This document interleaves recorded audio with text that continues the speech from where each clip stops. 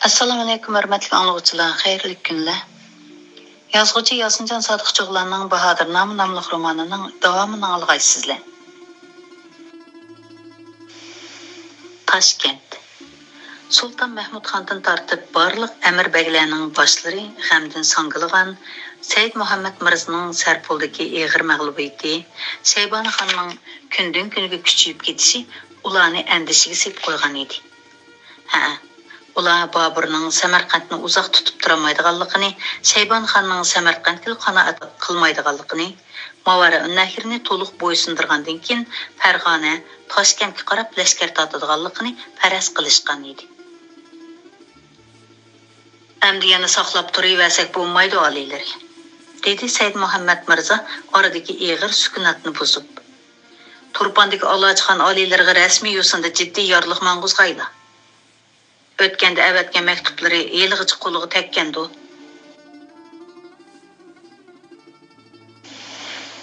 Ammo bu tarafdagi ahvolning qanchalik darajada eg'irligini faraz qila olishi notayin. Hozir kuz kirib qoldi. Yorliq turpanga tez bo'lgandimi qishga ulgurib aran yetib bora oladi. Qish ichi lashkar boshlab kelalishi tas. Kelar yil atiyozga ulgurib kelalsam cho'ng ish. Uninggacha biz Andijondagi Jahongir Mirza bilan birlikda hozirlik ko'rgashtiraylik. Jahongir Mirzaning bizga yordam berishida gap yo'q, dedi Sulton Mahmud xon tilini chaynab. Ammo Farg'onaning lashkariy huquqi Ahmad Tanbalda. Avval uni gapga kirgizishimiz kerak. Said Muhammad Mirza yolt etib Ahmad Bey Talbayga qaradi. U Said Muhammad Mirzaning bu qarashlaridagi ma'noni tushunib, qizarg'inicha ko'zini opqashdi. Sulton Mahmud xon bahramon gapini davomlashtirdi. Ahmad Tanbalni ko'ndiramasak, orada nizo paydo bo'ladi. U chog'da uning Shaybon xonga al bo'lib ketishi ehtimolga yaqin. Navoda shundoq bo'lib qolsa, bir emas, ikki dushmanga taqobil turishimizga to'g'ri keladi. Hech kim Sulton Mahmud xonning bu andisini tugatgidek muvofiq tadbir ko'rsatilmadi. Shohnishining ichini yana sukut qopladi. Shunchalik o'diqib ketgidek, u Tanbal qanchalik odam edi. Tuyuqsiz eg'iz ochdi Ahmad Bey Talba o'ziga zo'r g'ayrat berib turib. U noiti bir dargohlardagi arzimas navkar edi. Muhammad Husayn ko'ragan janoblari ko'kildoshlikning yuzini qilib, marhum Umar Shayx Mirzaga tanishtirdi. Umar Shayx Mirza uni Andijonga akitib ishki baglik martabasini berdi. Keyingi vaqtlarda Bobur podsho oliylari uning martabasini cho'ng baglikka ko'tardi. Uzun Hasanning quturtishi bilan Bobur podshoh sarkashlik qilib, Xonzoda Jahongir Mirzani Andijon taxtida o'ltirg'izish qo'yiga tushdi. O'z vaqtida Bobur podsho oliylariga hamdamlashib o'shqi lashkar totqanlarda Xonzoda Jahongir Mirzaga yuz xatir qilib oyab qo'ymagan bo'lsa, ol Ahmad Tanbalga bunchalik yuz obro'y, martaba na dedi. Ahmad Bey Talba o'ziga hayronlik bilan qarayotgan amirlarga takshi bir qarab elib gapini davomlashtirdi. Ol badbaxt tuzkorning kaminlarining inisi, qeyrindish ekanligi har birlarga ayon. Şol tapda menimi ko'p xijilchiligim bor. Har birlaridan yo'shirmayman. Mo'sha bir hafta ichida uningga foyda ziyonni tushundirib, sadoqat, vafodorlik undab ikki qitim xat avatdim. Lekin javobini ololmay sabr qacham yerildi. Endi uningga yana yuz xatir qilmayli. Jahongir Mirza bo'lsa xonimizning jiyani, farmonlariga albatta bo'ysunadi. Inim Ahmad Tanbal hurmat sharobini ichishdan boshlasa, jazo sharobini in'om qilg'ayla. Navoda u bizga hamdam bo'lishni xohlamay, ul munofiq Shaybon xondan umid kutadi ekan. Qudratli Tangrim guvoh bo'lsinki, ashu qapoq kallasini o'z qo'lim bilan kesib akilib oldilariga tashlag'ayman.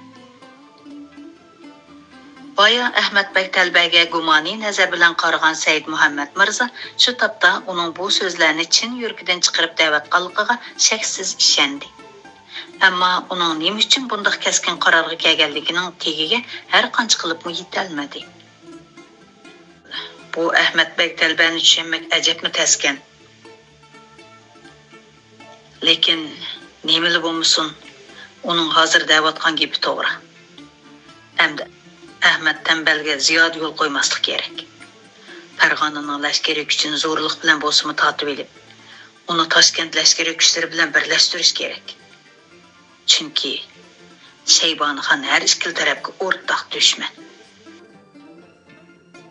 Dastlabda Muhammad Husayn Ko'ragan Said Muhammad Mirzoning Sulton Mahmud xonning oldidagi obro'yini tuvallatish maqsadida hadab Shaybonxonga yon bosgan, Sulton Mahmud xonning oldida uni ko'kka ko'tarib, lashkarlarni butunlay totqizib qo'ygan Ahmadbek Talba, Ne'mat Mirzo, Sulton Junaydi Barlaslar keyingi vaqtda Shaybonxonning biroqli yuz o'rib, Sulton Mahmud xonga qarshi chiqishini xiyoliga keltirishmagan edi.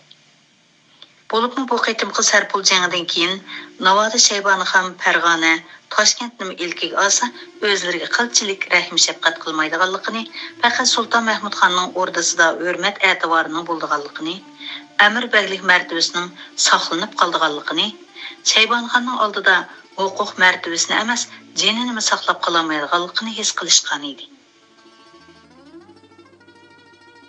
Nemili bo'lmasin, ularning Sulton Mahmud xonga yanada sadoqati bor edi. Shunga Ahmadbek Talba inisi Ahmad Tanbalga xat avatib, darhol Sulton Mahmud xon bilan yorishib olish, birlikda Shaybonxonni qarshi turish taklifini bergan edi. Kutmagan yerdan uning bu taklifini inisi rad qilibdi. Garchi Sarpuldagi jangda Ayub Bakjak bilan Qoshqa Mahmud o'lib, ularning sotqinlik qilish suiqasdi oshkorlanib qolmagan bo'lsa-mu, Ahmad Tanbal mushundaq bo'yintovlik qilaveradigan bo'lsa, sir hamon oshkorlanib qoladi. Buni ozdab Sulton Mahmud xonning saltanatini tugishatdi. Chunki Shaybonxonning qanchalik kuchayib ketganligi ularga ayon edi. Shaybonxonning isyon tug'ini ko'tarib chiqishini ular xiyoliga keltirishmagan edi. Said Muhammad Mirzoning obro'y inovatini to'kishni xiyol qilib, oxirgi hisobda o'zlarining uluni qo'llab qo'yganligini his qilishib, ko'p pushaymon yeyishgan edi. Said Muhammad Mirzo ularning bu pushaymonlik tuyg'usini faqat tushunmaydi. Oliylar farmonbaslar, dedi Ahmadbek Talba yana iltijo qilib, ol Ahmad Tanbalning ishini kamina navkarlar bir taraf qilay. Said Muhammad Mirzo Ahmadbek Talbaning bu jasoratiga qoyil bo'lgan holda beshini langshitdi. O'rtada bu ish qilsildimi muvofiq kishi yo'q, dedi Said Muhammad Mirzo. Imkon bor Ahmad Tanbalga og'liq hurmatlar bilan ta'sir ko'rsatib, so'z bilan qoyil qilg'ayla. Nimalar degan bilan u lashkariy mahorat kamolatga yetgan sarkarda.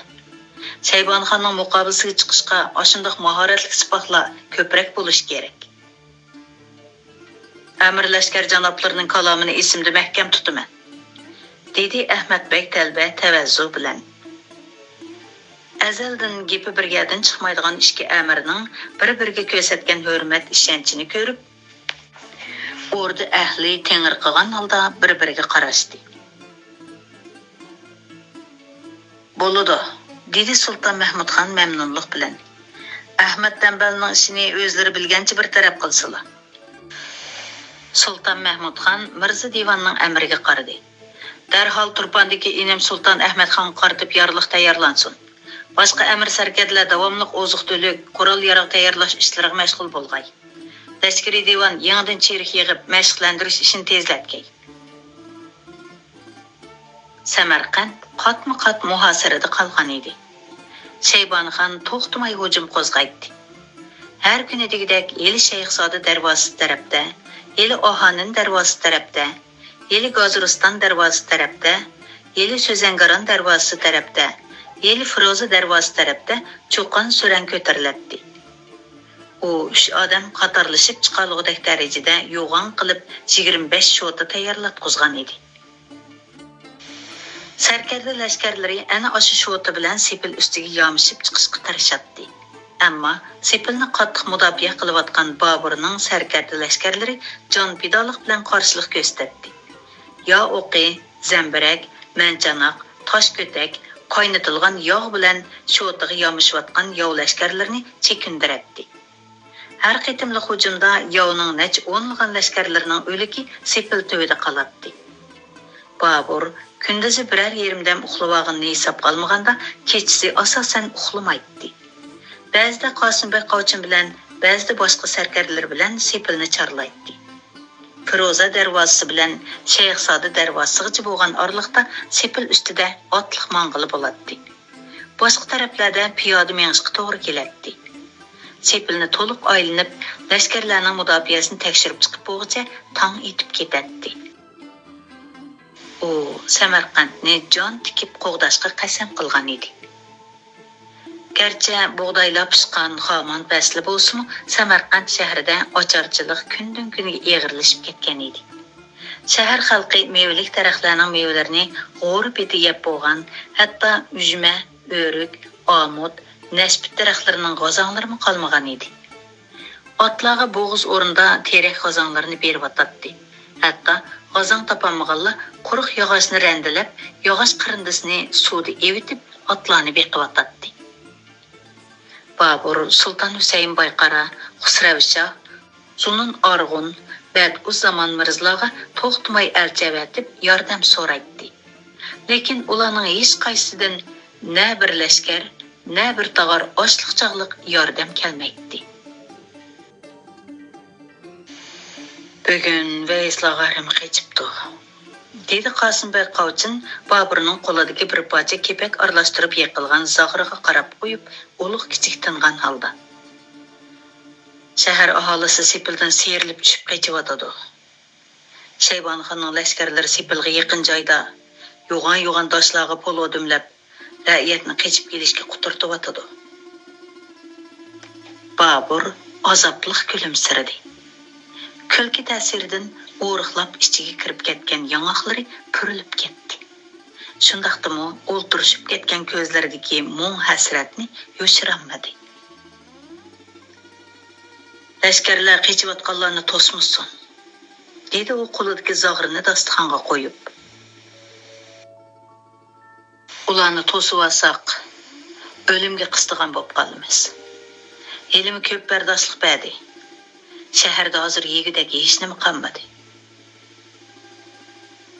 Anlaşımca bəzi faqir miskinlər canını saqlab qilish uchun amalsız ichaklarning go'shtini yeyishga majbur bo'libdi. Babur ko'ziga mo'lladi yosh oldi. O'pkisi qozondek esilib, lavlari titrab, og'zi gapga kelmadi. Buning gunohi menga hisob janobi Amir, dedi u tasdi eg'iz ichib. Ularning o'sha harom ne'matlarni yeyishiga men sababchi bo'ldim. Tangri oldida gunohim eg'ir. Ammo shaharni toki o'zim yolg'iz qolguncha qo'g'dayman. Ul munofiq Shayboqqa hargiz tiz bukmayman. Qosimbek Qavchin qechib ketayotgan shahar aholisini to'smasa, lashkarlarning qochadiganligini demoqchi edi. Lekin Boburning turqiga qarab, o'ylaganlarini og'zidan chiqarishga jur'at qilolmadi. Bugun Veyslag'ari qochdi. Ati boshqalarni agishidi. Agar bu ish torilib ketsa, Qosimbek Qavchin xiyolining oxirini davomlashtirishga petinolmadi. Qo'rg'onning mudofiasini yana bir tekshirib kelay. Babur sadoqatman, vafodor, xuddi otasidek kuyimchan bu peshqadam Amirning kaynidan hurmat bilan qaradi. Andishlarini bilib turibdiman Amir. Ammo nachora. Shu topda silimi osh yuribotdilar. Sarkar lashkarlarni bundoq qiynig'icha hammasi ijozat beraymikan. Amana bir o'lim. Tayinliq Shayboqning qilichida o'lmamdiman. Onun ko'z oldiga yo'lt qilib ikki mo'misi, onasi, ayoli, ochisi keldi. Shu kunlarda ularni ochliq azobi tortib To'g'ri, men o'lib tugisharman. Lekin ular qanday qiladi? Men ularning ishlangan, yo'langan teg'a emasmi? Ularni vahshiy yovga tashlab berib o'lsam, yigitlik nomimga dog' tushmamdi. Shu chaqcha ular qiynalganligini deb baxmadi. Voysimadi, qoqshimadi. Odobdan farqsiz umoch ichishga, pomdan farqsiz zahar yeyishga rozi bo'ldiki, meni yovga taslim bo'lishga da'vat qilmadi. Pom degan to'ygaga beriladigan yemaklik deb izoh etdi. Mo'minlarim nima degan jasoratliga teni ojizlab kesimi bardoshlik berib o'tadi.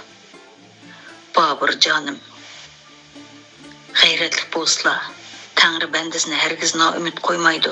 Bu qiyinchiliklardan qutulishning biror amali bo'lib qolar deb tasalli berdi dedi. Nemishqim ularni burunroq o'rtib, Andijon yoki Toshkentga yo'l silvatmagan bo'g'iydim. Endi bo'lganda shuncha da'vat qilsam, meni tashlab ketishga unamayotdi. Shayboq har qancha razil bo'lib ketsin-mu, ayollarga cheqilmas bo'g'iydi. Atrofdagi sultonlarning yordamidan umid kutmasam bo'ladi. Boshqalarim demagandim-u. Sulton Husayn Boyqarodek mardona, jasoratlik, oqil podshohga zo'r umid bog'lagan edi. Yordam bermisimu odamgarchilik yuzidan tasalli qilib biror ochiq xatni avatib qo'ymadi. Rost, o'tganda ahvolim buningdan battar chiqdi-mu, hech kim yordam qo'lini sunmagan edi. Mana endi bu ahvolda texim yordam bermaydi. Ularning yordamiga to'yinib Samarqandni mudofaa qilishim bir xom xayol ekan. Aqllar qo'rg'onni bekitmak uchun bosh kerak, ikki qo'l kerak, ikki put kerak degan ekan. Buning ma'nosini endi tushunyapman. Bosh demak, sardor demakdir. Ikki qo'l degani ikki tarafdan keladigan yordamni ko'rsatadi ekan.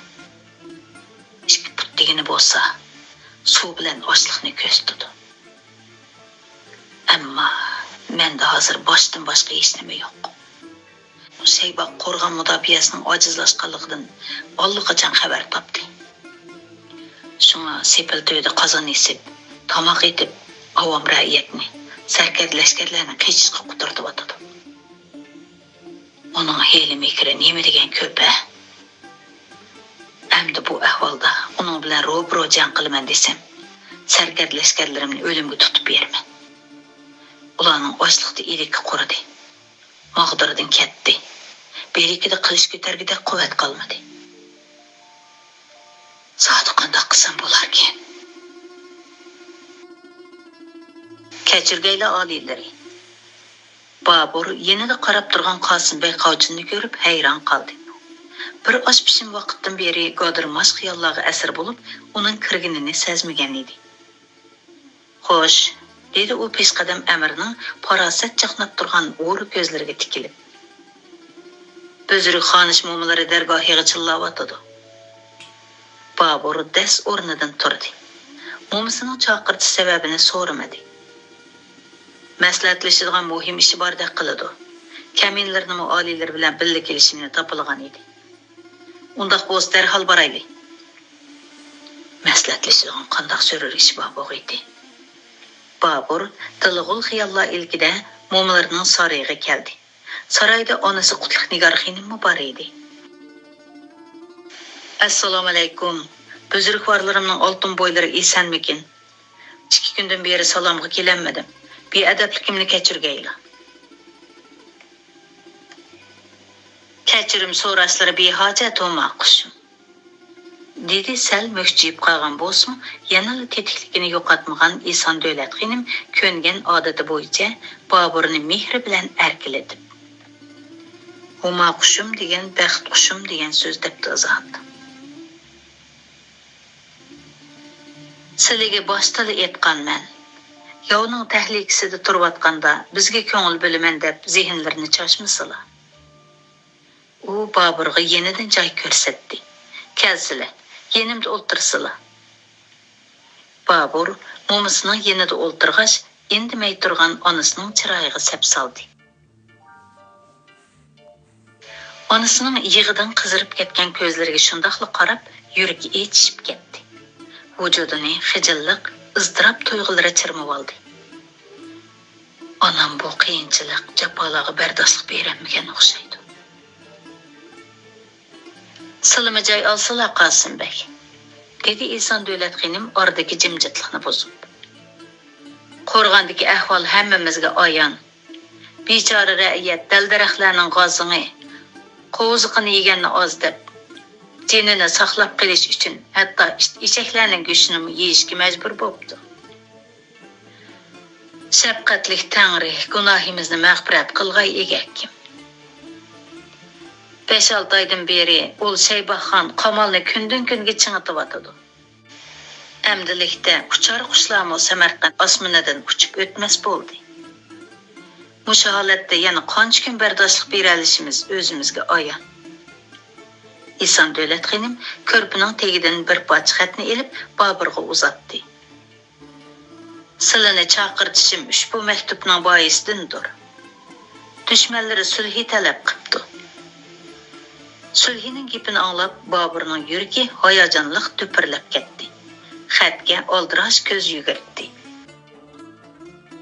Mumkin emas. Davomini o'qishga bardoshlik beramagan Bobur xatni purlab yerga otdi. G'azabdan chiroyi totirib ketgan edi. Xatning mazmunidan boyi Eson Davlatxonim chaqirtganda xabar topgan Qosimbek Qovchin Boburning chiroyiga loppida qarab elib, yana yerga qarab oldi. Shaybonxon xatda Boburning otasi Malika Xonzoda xonimni xotinlik so'ragan, Xonzoda xonimni nikohiga elishga qo'shilsa, Boburning shahardan omon-eson chiqib ketishiga kafolatlik qilganligini bildirgan edi. Samarqandni berganni ozdab, egichamni ustak berganman texi. Kimni haqoratlamoqchi ul yavoyi mal'un? Dedi Bobur bo'g'ilgan holda. Cho'chirni xomsanimisan? O'lishga rozimanki, shartiga hargiz rozilik bermayman. Qutlug' Nigor xonim bo'qildab yig'lavatdi. Sizlarga Andijonning taxti yetib oshatdi. Samarqandga lashkar tatqanlari aslida xato bo'lgan. Onasining topitanisi yuragiga xanjar bo'lib sanjilib, echishqa yerga tuz sepgandek azoblangan bo'lsa-mu, Bobur anglamagan silib beshini ko'tarmadi. Shu topda vujudi titrab, mengsi portlab ketayli deb qolgan edi. Bizg'u mayli. Ammo gunohsiz xalq bizning sababimizdan ochliqdan o'lib ketsa, uning vabolidan qochib bo'lolmaymiz o'g'li. Dedi Eson Davlatxonim tamkinlik bilan. Men-ku yashaydigan umrimni yashab bo'lgan, ikki putim go'rga sangilgan qiyirman. Har vaqtlik namozimda Janobi Allohdan tezroq rahmatli murabbimning qishiga yo'lga selishni tilayman. Ammo sizlar onalarni, yegichilarni o'ylasizlar. Qaramliq qilib yosh umrlarini do'g'i tikmisizlar. Taqdir iroda peshonimizga shunday yozgan bo'lsa, qechib qutulmoqimiz basi mushkul. Yeligar Shaybonxon bu shartiga Boburning qat'iy qo'shilmaydiganligini pamlab, maktubni Eson Davlatxonimga avatgan edi.